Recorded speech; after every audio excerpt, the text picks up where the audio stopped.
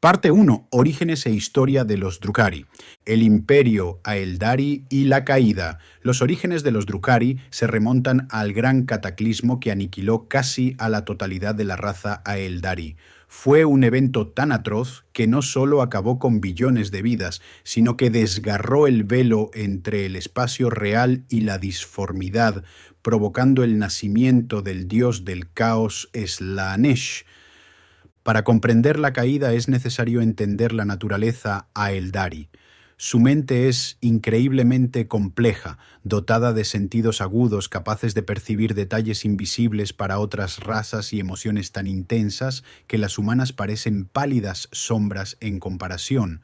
Su intelecto procesa pensamientos a velocidades vertiginosas, lo que les permite experimentar el universo con una magnitud superior.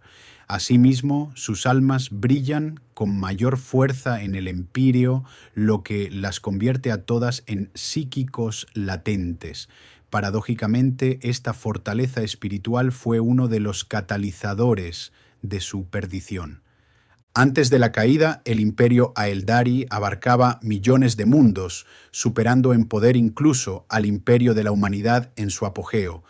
Vivían en una paz relativa, habiendo subyugado antiguas amenazas como los necrones y manteniendo a raya a razas menores como los orcos y a una humanidad aún primitiva. Los cultos del exceso.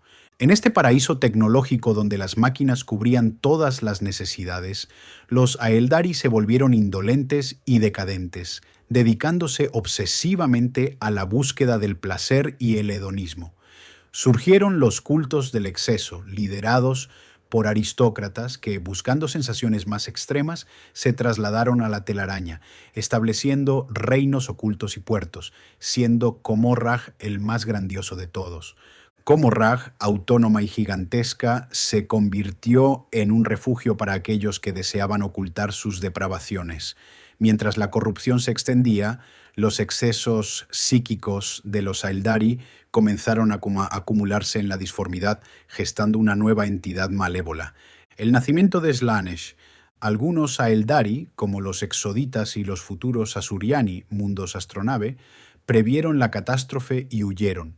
Sin embargo, la mayoría permaneció en su espiral de locura hasta que la psique colectiva de la raza alcanzó un punto crítico. Con un alarido que desgarró la realidad, nació Slaanesh, la sedienta.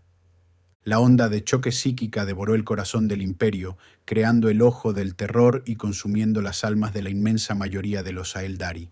Sin embargo, aquellos resguardados en las profundidades de la telaraña, en lugares como Comorragh, sobrevivieron físicamente, aunque no espiritualmente ilesos. El nacimiento de los Drukhari. Los supervivientes de la telaraña descubrieron que Slaanesh drenaba lentamente sus almas. Negándose a renunciar a su estilo de vida o buscar el arrepentimiento, hallaron una solución siniestra. Al infligir dolor y agonía a otros seres, podían rejuvenecerse y reponer su esencia vital. Así nacieron los Drukhari, parásitos inmortales condenados a infligir sufrimiento eternamente para evitar ser consumidos por el dios que ellos mismos crearon. Historia de la ciudad siniestra. A lo largo de los milenios, Comorragh ha evolucionado a través de varias eras, la era de la oscura génesis. Comorragh se consolida como un nexo vital en la telaraña. Los nobles, cultos del crepúsculo, roban soles de sistemas reales para alimentar sus subreinos, sumiendo mundos enteros en la oscuridad. El ascenso de Vect. Un esclavo llamado Asdrúbal Vect funda el culto del corazón negro y establece los Eldars oscuros como una fuerza organizada. A través de la astucia, manipula una invasión de marines espaciales para eliminar a sus rivales aristocráticos y se autoproclama Señor Supremo de la Ciudad Siniestra. Conflictos notables, desde la destrucción del reino de Shah-Adom a manos de Vect hasta la plaga de cristal creada por el escultor Jalaxlar, la historia de los Drukhari es una crónica de traiciones, guerras civiles y arte macabro, artefactos y equipamiento. A continuación, se detallan algunos de los objetos oscuros utilizados por los habitantes de Comorragh para asegurar su supremacía y supervivencia. Trampa de almas, un dispositivo vil utilizado por los señores de la ciudad. Mientras la víctima se marchita como fruta podrida, su asesino se revitaliza y rejuvenece, deleitándose con la energía vital robada mientras su enemigo se convierte en polvo arrastrado por la brisa. Espada fantasma, hoja de los Jinn. Forjada de una aleación desconocida y pulida como un espejo, esta espada refleja la imagen idealizada de quien se mira en ella, mostrando poder y sabiduría. Sin embargo, es una trampa. Quien la blande cae bajo su influjo, escuchando sus susurros incesantes. Aunque otorga un poder fabuloso, el arma se alimenta de la esencia del portador. Cuando la espada decide que lo ha consumido todo, el reflejo se torna maléfico, revelando el verdadero rostro del genio atrapado en su interior, justo antes de reducir el alma de su dueño a cenizas. Yelmo del rencor. Los Drukhari desprecian el uso de la brujería psíquica, pues atrae la mirada de Slanesh y la ira de Vect. Por ello, han dejado atrofiar sus propias capacidades psíquicas, lo que les hace vulnerables a los ataques de la disformidad. El yelmo del rencor es la respuesta a esta debilidad.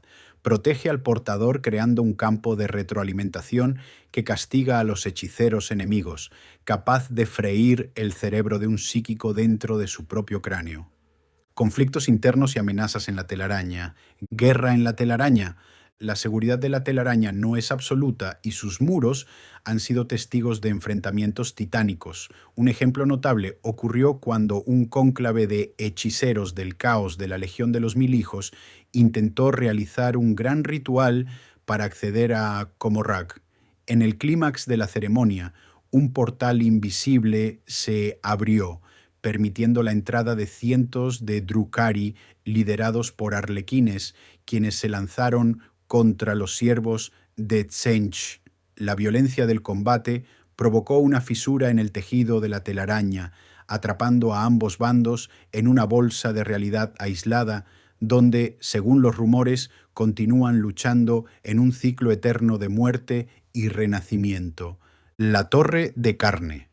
La depravación de los hemónculos no conoce límites, como demuestra la creación de la torre de carne. Esta fortaleza viviente fue erigida por el cónclave de las 13 cicatrices, utilizando los cuerpos de aquellos que osaron desafiarlos. Tras sus muros ensangrentados, figuras infames como Fabius Bilis fueron instruidas en las artes oscuras.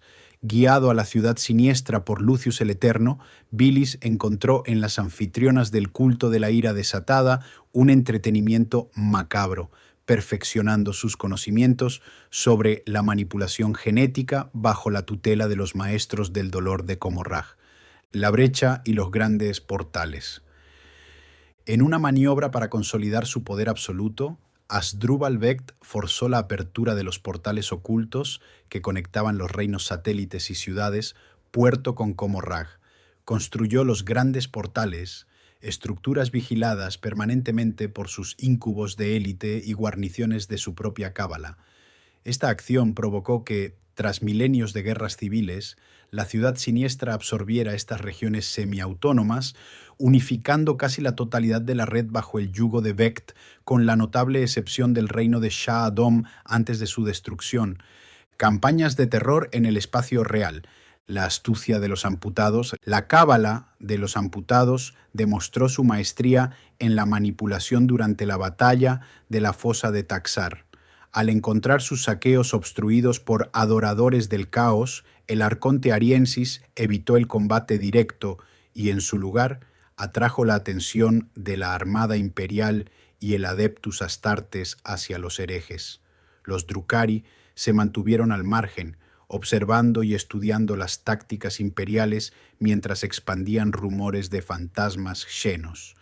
Cuando las fuerzas imperiales, exhaustas, ejecutaron un exterminatus para purgar a los traidores, los amputados emergieron para aniquilar a la flota superviviente, aprovechando la confusión para asegurar su victoria. La aniquilación de Desesperación. El planeta Desesperación sufrió un destino atroz a manos de los hijos del hueso, un cónclave de hemónculos especializado en crear grotescos gigantescos. Tras devastar las ciudades y realizar viles experimentos, Los hemónculos se retiraron dejando holocapturas de sus creaciones, haciendo parecer que los nativos veneraban a estas abominaciones en lugar del emperador. Cuando la flota imperial arribó respondiendo a una llamada de socorro, declaró a la población como herejes irredimibles. Los habitantes, temiendo más el regreso de los Drukhari que a sus propios salvadores, lucharon con una tenacidad desesperada hasta que el planeta fue arrasado en apenas una semana. La conquista negra de Yaelindra. La crueldad puede ser una forma de arte para los Drukhari. Yaelindra, conocida como la de la lágrima ennegrecida, utilizó sus artes oscuras para envenenar la totalidad del mundo colmena Tibor III. Mientras la población se desecaba hasta convertirse en polvo, ella reclamó su recompensa ante Asdrúbal Bekht. Con el favor del Señor Supremo, eligió una torre en la Alta Comorrag para fundar el culto de la Maea, entrenando a un ejército de cortesanas guerreras especializadas en el uso de venenos para perpetuar su letal legado. Guerras entre cábalas. La espada de Bekht. El subreino de Shaddom crece de forma constante en influencia y poder hasta que el arconte El Uriak, autoproclamado emperador de Shaddom, se declara más digno de ostentar el mando supremo que Asdrúbal Bekht. En respuesta, Bekht jura públicamente que todo Shaddom sentirá el filo de su espada, lo cual es recibido con sorna por las tropas de élite de El Uriak. 3 días más tarde, se abre una brecha en la disformidad sobre Shaddom y un crucero de batalla imperial en llamas la atraviesa, precipitándose contra la ciudad antes de que su motor de disformidad explote. El palacio fortaleza de Uriak cae. La brecha en la disformidad permite que todo tipo de entidades daemónicas invadan la ciudad, y en una semana el reino de Shaddom queda reducido a cenizas. Se dice que Bekht se permite el lujo de esbozar una sonrisa al enterarse de la noticia. El último acto de Lord Korst, el inquisidor Lord Korst de Lordo Xenos, intuye una incursión de Drukhari sobre el mundo industrial de Demoan. Cuando la cábala de la inmortalidad denegada irrumpe en el espacio real sobre la capital del planeta, son aniquilados por una tormenta de fuego. Poco después, se echa en falta la presencia de Korst, y cuando se investiga el complejo se encuentran sus restos esparcidos por las páginas de los tomos arcanos de su biblioteca. Pandaimon traicionado.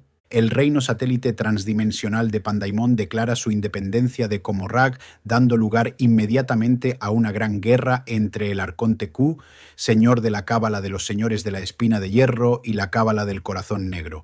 Cuco está preparado para hacer frente al ataque de Bekht, pero no para sufrir la traición de su propia hija, que se revela como una de las muchas cortesanas de Bekht. La guerra civil se extiende durante semanas, pero al final el reino de Pandaimon acaba cayendo en manos de Bekht, la aniquilación de desesperación. El planeta Desesperación planta inadvertidamente las semillas de su destrucción al enviar una transmisión astropática en la que dice ser víctima de una invasión daemónica. Lo que ocurre en realidad es que han sido elegidos como teatro de operaciones por los Hijos del Hueso, un cónclave de hemónculos experto en la creación de grotescos especialmente grandes. Tras desolar las ciudades del planeta, los hemónculos desaparecen dejando tras de sí holocapturas de sus viles creaciones. Cuando las naves imperiales entran en la órbita de desesperación, determinan que los nativos son herejes insalvables, ya que han dejado de lado al emperador para venerar a los Hijos del Hueso.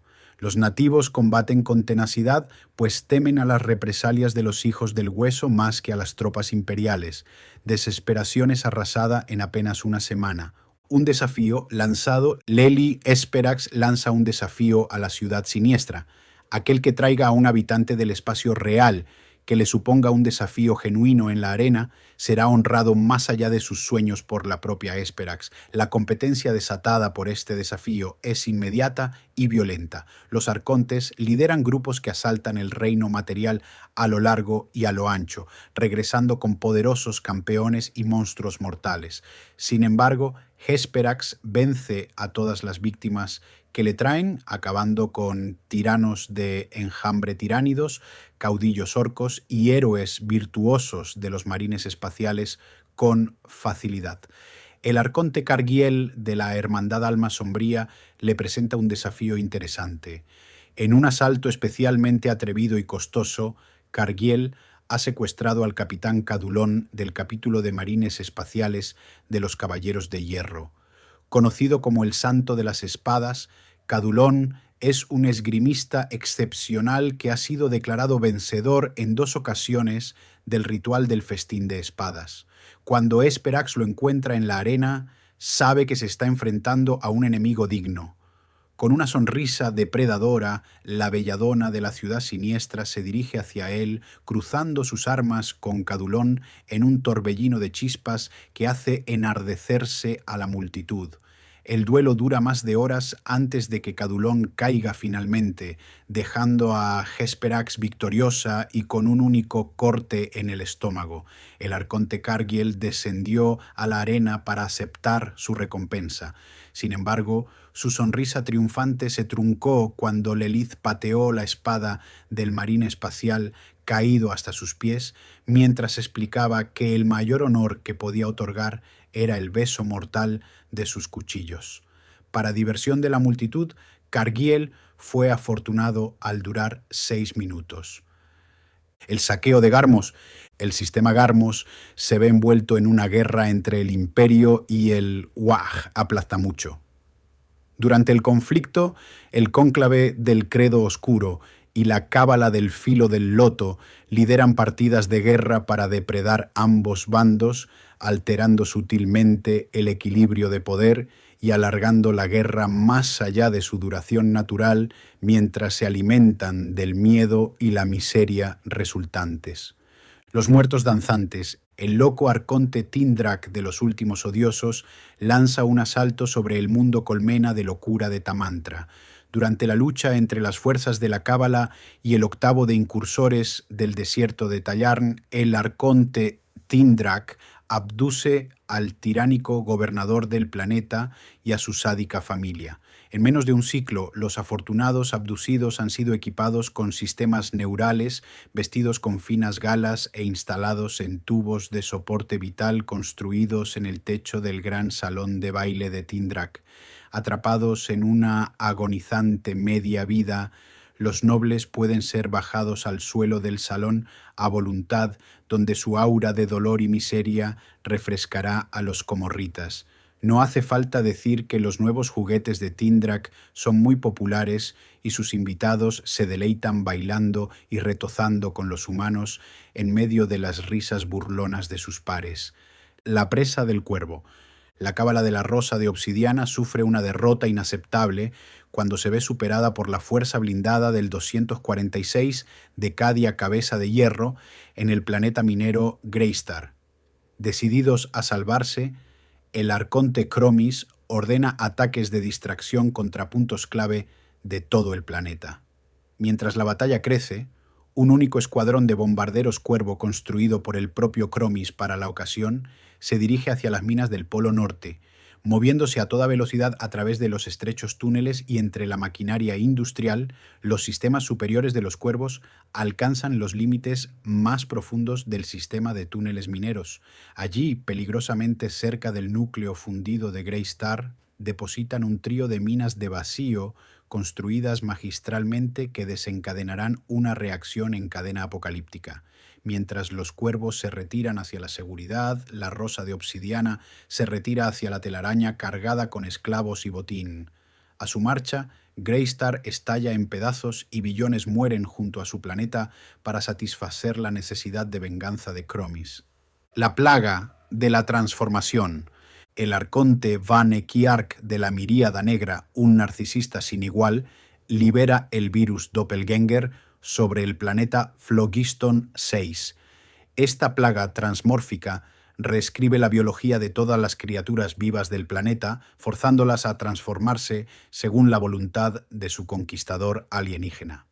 Colmillo de acero, Una mensajera sin nombre masacra al concilio interior del mundo astronave Luganat, destrozando una estatua de Kaine y usando sus fragmentos como armas mortales. Tras huir a la telaraña con una holocaptura de su gesta macabra, la joven guerrera, que se autodenomina Colmillo de Acero, es bienvenida por los cultos de brujas de la ciudad siniestra. No tarda en fundar su propio culto y sus enseñanzas en el arte del armamento improvisado se extienden a través de las arenas de Comorrag. Temed a las sombras. La cábala del corazón negro golpea al mundo colmena de la Pradus, pero se ven obligados a retirarse debido a la intervención de los titanes de la Legio Castigatum. Pocos días después, el Princeps Kendat, el autor de la victoria de la Legio, es asesinado en su propio puente de mando. Es convertido en pedazos dentro de su tanque amniótico por horrores susurrantes que se cuelan en el líquido. Las formas oscuras desaparecen en cuanto golpean, dejando atrás únicamente una masa de sangre y vísceras destrozadas. Más allá de la puerta. En esta fecha, Asdrúbal Vect es informado de una perturbación en la puerta de Cain. Algo ha empezado a martillear lentamente, rítmicamente, de forma imposible desde el otro lado. Vect sitúa a 500 íncubos para vigilar la cámara de la puerta y como medida dilatoria. Paga sumas exorbitantes para asegurar su discreción, mientras simultáneamente se asegura de que todos los íncubos formen parte de hermandades que la hayan desafiado o que hayan ocultado sus maquinaciones en el pasado. Para mayor seguridad, Vect despliega varias de sus armas arcanas más esotéricas en la cámara, que incluyen minas de flujo temporal, la séptima astilla y un espejo dimensional triprísmico que enviará a cualquier cosa que se refleje en su superficie al corazón de un sol. La Guerra Velada, el culto de brujas del dolor rojo, se enfrenta a los guerreros del mundo astronave Saim-Han debido a una alianza roja. La guerra se libra a gran velocidad sobre el archipiélago de nubes del planeta Stratos, donde la visibilidad es casi nula y el menor error amenaza con lanzar a los guerreros al océano de vacío. Las facciones se ven forzadas a separarse debido a una enorme supertormenta que deja la batalla sin resolverse y no acaba con la mala sangre entre ambas facciones. Cosecha de Chogros, la cábala del sello, roto, empieza una serie de ataques sobre el planeta Chogros, capturando ogretes nativos para las arenas. Cuando los regimientos del Astra Militarum intervienen, el conflicto alcanza escalas planetarias. Aunque luchan con valor, los hombres del Imperio son vencidos. Las arenas se ven reforzadas durante muchas noches, con los guardias imperiales capturados y forzados a luchar contra los ogretes a los que fueron a salvar. El enemigo de más allá. Los íncubos que guardan la puerta de Cain informan de nuevos e inquietantes cambios a Asdrúbal Vect. Acoplándose al lento retumbar de la puerta, ésta ha empezado a vibrar a nivel microscópico. Peor aún, aquellos que se acercan demasiado al portal informan de que oyen voces susurrantes. Aunque no muestra signos de preocupación, Vect continúa haciendo nuevos planes. La caza de sombras, las guerras de Panacea. Vect envía a sus arcontes a una tarea aparentemente imposible: envenenar el imperio de la humanidad y traer pruebas de su gesta.